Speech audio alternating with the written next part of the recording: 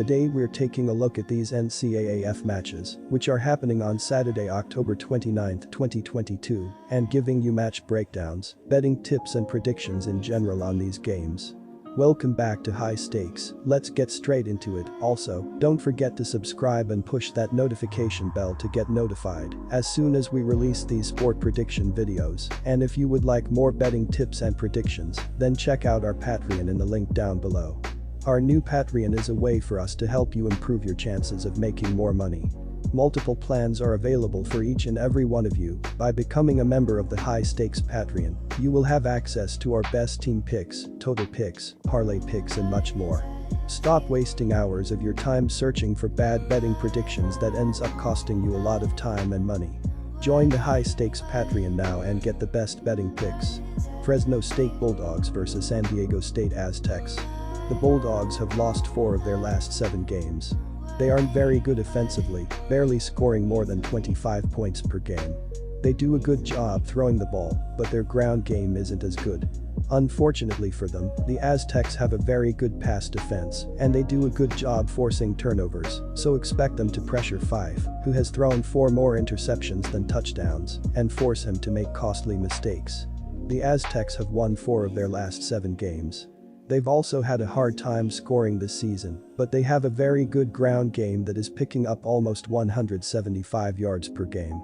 The Bulldogs have played well defensively this season, but they have been terrible against the run, so expect the Aztecs to pound them into submission in this game. Go with San Diego State to cover the spread. Let's be honest. These two teams aren't high-flying TCU. The Bulldogs' last 4 of 6 games were played with Fresno State scores of 17, 20, 14, and 17. The Aztecs weren't much better, winning or losing with scores of 16, 13, 17, and 7 in their last 4 of 6. The defenses on these teams are solid enough to mute attacks from another middling team, and the offenses are not strong enough to run up the points. Looking at the trends, we see that the total has gone under in 7 of Fresno State's last 8 games against San Diego State and under in 4 of Fresno State's last 5 games at home. For SDSU, under is 4-0 in the Aztecs' last 4 games after accumulating less than 100 yards rushing in their previous game. These teams aren't capable, on any given Saturday, of running up high scores. Go under and you will be California dreaming this Saturday. Take the under 40.5 points. San Jose State Spartans vs Nevada Wolfpack. The Spartans are allowing 169.3 passing yards and 126.3 rushing yards per game. They are also giving up just 3.5 yards per rush, so I'm expecting the Spartans to shut down the Wolfpack and narrowly cover a huge spread. SJSU's offense is not an explosive one, but will find a way to move the ball on the ground against Nevada. On the other side, the Wolfpack will have a mountain to climb, given the way their offense has played of late. Over their last 5 outings, the Wolfpack have scored 57 points in total. San Jose State's defense is one of the best in football. The Spartans' front 7 is terrifying and will torture the Wolfpack, whoever gets the starting call under center for Nevada. SJSU is 4-1 at TS in its last 5 games overall, and 4-1-1 at S in its last 6 meetings with Nevada. Take the San Jose State Spartans minus 24.5 points. Mountain West is notorious for low-scoring defensive battles. I expect that to be the case here. While San Jose State is clearly the superior team, they have continued to cash tickets for under bettors, 5-1 on the year. The under has also been 8-3 in Spartans games when the spread is 20+ points. Nevada is 16th in defending the pass, holding opposing QBs to under a 55% completion rate. This game will be decided between the tackles, and Spartans QB Chevan Cordero has proven he doesn't need to air it out to impact the game. The way to approach this total is by analyzing each team's X factor. Bentley Sanders' big playability can be snubbed by the Spartans establishing a sound rushing attack. Chevan Cordero's rushing threat can be stymied by stacking more men in the box and spying him. Take under 44 in this interconference clash. UCLA Bruins vs Stanford Cardinal. Stanford head coach David Shaw may be onto something in thinking that his team seems to have found its way. The Cardinal defense, in particular, has played very well during the win streak. In the conference, Stanford has the second-ranked passing defense thus far, so Shaw will certainly focus on his team's ability to stop the fast-paced Bruins ground attack. The Cardinal have not had difficulty moving the ball through the air, and that should continue against UCLA's 95th ranked pass defense. Whether or not this game can be an upset win for Stanford or simply a cover will come down to the Cardinals' ability to convert touchdowns in the red zone. They will be in red zone often against UCLA's defense, which will keep this game close. If you notice Stanford converting early with touchdowns, get those upset specials ready to go. The road team is 3-0-1 at TS in the last 4 meetings between these two longtime rivals. Take the plus 16.5 points and go with Stanford.